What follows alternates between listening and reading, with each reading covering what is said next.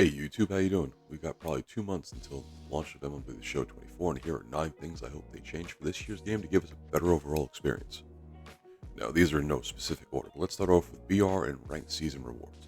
BR and World Series rewards should be some of the better cards in the game.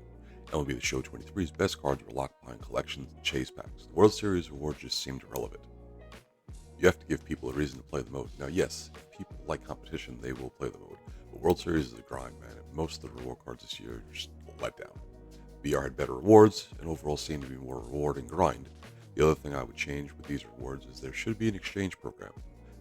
They made World Series and BR program rewards unsellable after Season 1, which was fine, as these cards should hold value, and buying World Series rewards for 30,000 stubs was a bit ridiculous.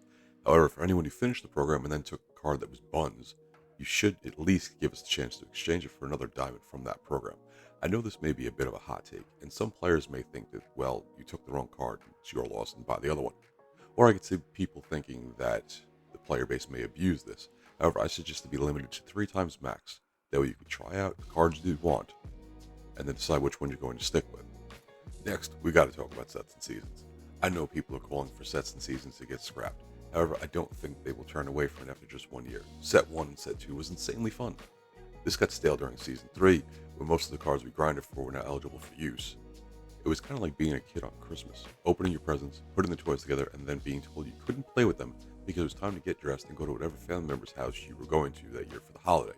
Sets and seasons needs to be modified. This past year, they gave us 1 wildcard slot. I propose they give us a wildcard slot for each set. It would allow you to carry over your favorite cards from each prior set once we got to Set 3 and going forward. Nothing was more annoying to me than collecting Chipper and losing him when I had to move into Set 3, or chasing Mickey only to have to shelve him when Season 5 rolled out because I needed a spot for the Chase Pack Ellie De La Cruz, which I had bought. This way, there are still tough decisions to make, but you won't have to have super expensive set collections or chase cards sitting in your binder. And for the love of God, can we please get away from Grind 97 programs? MLB The Show Grind 97 Pay 99 cannot be back this year. I think the community will riot. Team Affinity was better by the end of the game cycle. Introducing the vouchers for every 5 innings you play was a good thing. Gave people an incentive to play whether it was ranked seasons, BR, or just events. Now, let's talk about team captains. I'm not going to lie, I like the idea of team captains, but I don't think it was well executed as it could have been. Let's take the Yankees, for example. Let's say I wanted to use Aaron Judge's captain boost. Well, yeah, that's great, but what about his Player of the Month card? Or his finest card? I think they should have another program similar to Evolution, where you can complete tasks that allow you to elevate the captain card to its best version, and maybe allow us to pick the card art similar to what Madden does with whatever card art has been released into the game for the specific player. The unique captains got a lot of run this year. Shortstop team, durability team, arm accuracy team. But the team captains themselves really didn't seem to be usable until Set 6. I don't have a workaround for this, but they should look into improving this feature if captains are going to remain in the game. Alright, let's get into 99's Day 1. 99's Day 1 have been around. You had Live Series Collection, you had your XP reward path back in the older games where there were only 5 cards instead of, 1 every 60 days, 5 every 60 days, whatever it may be.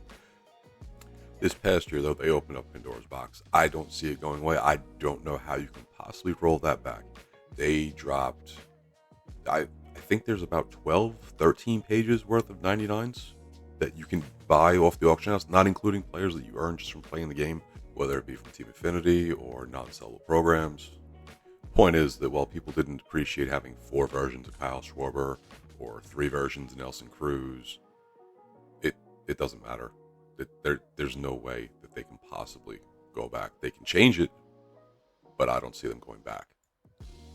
Now, I've seen suggestions of no 99s on Day 1, and even making the Live Series collection cards no higher than 95 overalls, with the first 99 being the World Series MVP. I don't agree with this. Why would I spend 2 to 3 million stubs on a Live Series collection and it not be 99 overall cards?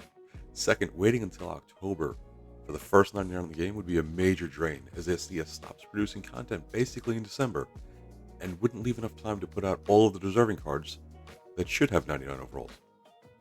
They need to stop putting out 3 and 4 versions of 99 overall players. I honestly believe that 2 should be the max, if that. How many Legends did not get a 99 overall card this year? Or how many got a 99 overall light card this year? They need to figure out the proper power creep, where once we get to a certain point, the gates open and they can pump out some of the bigger stars. Or they could tweak the batting and make it so more hitter types are viable. Which leads me to my next point. They need to make contact hitters viable again. MLB The Show 19 was the last season where contact hitters were actually usable.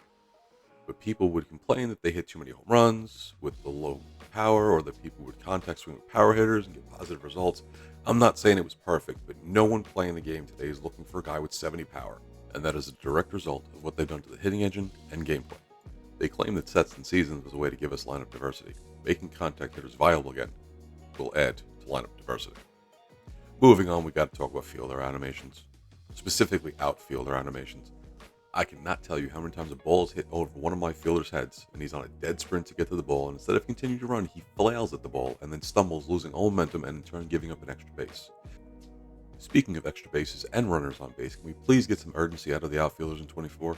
How many times is there a ball hit to the outfield with a guy on second, and the fielder will take 3 or 4 steps to gather and throw? There's nothing wrong with crow hop, and I'm not sure why this really isn't in the game as a regular animation.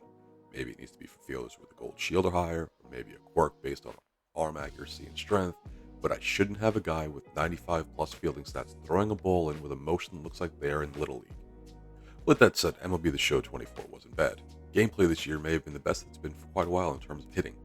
There weren't as many off PCI home runs. There were still some duck fart hits and early home runs to left field or right field on outside pitches that probably should have been pop-ups, but overall hitting was cleaned up.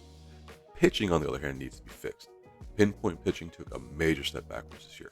Touching the par as compared to inside the par was a terrible step backwards. The slider away in a perfectly executed pitch that winds up outside of the par and in the strike zone is unacceptable. I performed my task, and you RNG'd my strikeout into a pitch that led to an extra base hit or a rally generating hit or any type of unacceptable result. You get the idea. The ball should stay in the par. I feel they tweaked this to accommodate free swingers that can't lay off those pitches that gives them a chance. Hopefully they revert back. Foul balls need to be turned down. The amount of very early and very late foul balls this year was kind of horrendous. That and check swings. I'm sorry. I really enjoyed the game this year, but I swear I had a game where I think it was the 4th inning and my opponent had 27 check swings and only 1 was called for a strike. While we're on it, I hope they fix the strike zone. Can we please get Angel Hernandez out from behind the plate? Like most of you, I pitch around the black. It's bad enough the pitches that catch the black in the game aren't called strikes, but then to bail guys out where they're trying to swing is just terrible. I'm also hoping for pitch movement improvement this year. 2-seam fastballs in baseball have a lot of horizontal movement, at least from good pitchers. They don't move like that in this game. The meta in this game has been sinker cutter for quite a while, and it'd be nice to see something a little different. Every pitcher you face in this game either has a sinker, cutter, or a 4-seam outlier. They become crutch pitches for the bulk of the community. It'd be nice to see some diversity and another viable option, and maybe change up the meta a little bit. Curveballs as well would be great if they could get them to work properly and make them a viable pitch, but they're one of the easiest pitches in this game to read. Lastly, I'm hoping they change up events a bit this year. Not like years past with restrictions of bronze bombers or silver versus bronze on Hall of Fame or quick pitches or Hall of Fame games with quick pitches. They really need to look at what events did well in the past and what other games are doing for events. Madden runs all sorts of events. College football rules, backyard rules. There has to be something they can do besides moonshot or upping the difficulty at Hall of Fame or making this play on quick counts. They can make 3-inning games where each inning, the game decides how many guys are on base and how many outs there are to start the inning. It would make the games go faster, generate some extra excitement, and potentially help players parallel cards faster. Now, I'm sure some people would complain, oh, the game rolled in their favor every inning. I couldn't get anything going because every time I got on base, I already had 2 outs. Yeah, okay, that could happen. I'm not going to say that won't happen. I'm not even sure they'd even consider this as a possible viable idea. However, they need to do something different. And for every time the RNG doesn't roll in your favor, there's going to be another game you'll run into where it will. It's just the way this game is. Some days you're 9 for 27 on good swings and you're 2 for 7 on perfects, or you're 6 of 7 on perfects and your opponent's 0 for 6. It really just depends how the numbers roll. Anyway, I appreciate the time for anybody who's made it this far through. I'd love to hear your thoughts and comments down below, see what you think, if any of these ideas possible. Is there anything else that you'd like to see changed? Is there an idea I have that, you might think needs to be tweaked a little bit, but could still be something that would be fun to have in the game or make the gameplay better? Let me know. And until next time, have a good one.